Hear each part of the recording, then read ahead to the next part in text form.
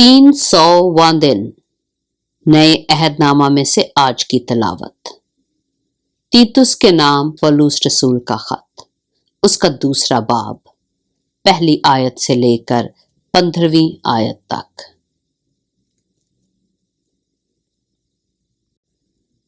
लेकिन तू वो बातें बयान कर जो सही तालीम के मुनासिब हैं, यानी ये कि बूढ़े मर्द परहेजगार, संजीदा और मुत्तकी हों और उनका ईमान और मोहब्बत और सब्र सही हो। इसी तरह बूढ़ी औरतों की भी वजह मुकद्दसों की सी हो, तोहमत लगाने वाली और ज्यादा मै पीने में मुब्तला ना हो, बल्कि अच्छी बातें सिखाने वाली हों, ताकि जवान औरतों को सिखाएं कि अपने शौहरों को प्यार करें, बच्चों को प्यार करें और मुत्तकी और पाक दामन और घर का कारोबार करने वाली और मेहरबान हों और अपने अपने शौहर के ताबिया रहें, ताकि खुदा का कलाम बदनाम ना हो। जवान आदमियों को भी इसी तरह नसीहत कर कि मुत्तकी बने।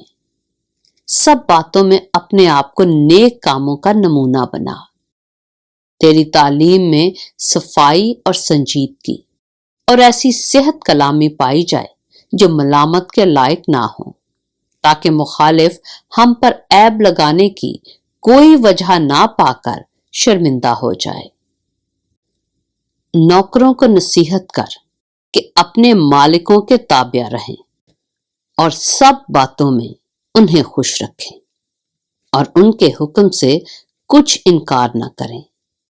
चोरी चालाकी ना करें, बल्कि हर तरह की दयानतदारी अच्छी तरह जाहिर करें, ताकि उनसे हर बात में हमारे मुनज्जी खुदा की तालीम को रौनक हो।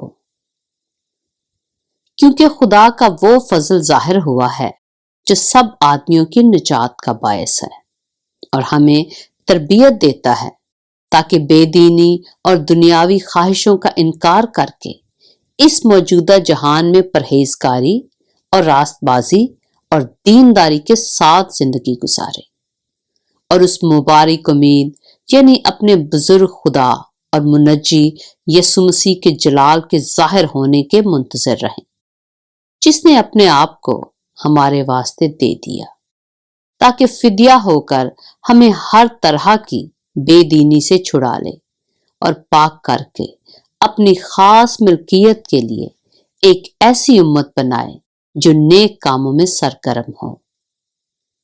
पूरे इख्तियार के साथ ये बातें कह और नसीहत दे और मलामत कर, कोई तेरी हकारत ना करने पाए।